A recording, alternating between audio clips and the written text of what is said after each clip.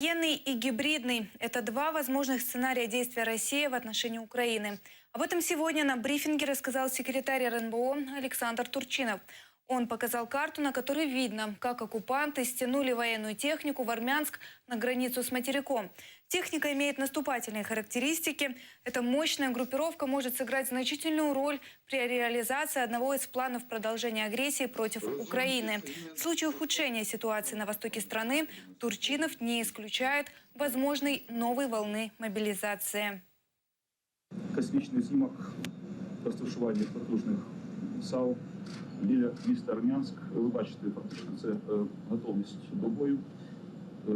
Всі пам'ятають карту, Армянськ знаходиться дуже близько до Перешейка, тобто до безпосередньої лінії зіткнення.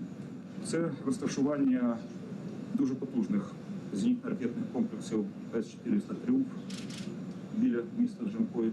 Загроза реальна. Тобто, фактично, крім окупаційних військ, які знаходяться в Криму, які знаходяться в Донбасі, ми бачимо концентрацію військ вздовж всього України-російського кордону. Формуються не просто там якісь військові частини, дивізії, формуються армії. Тобто дві армії, які останнім часом почала формувати Російська Федерація. Це танкова армія, це загальна військова армія і це дуже серйозна небезпека.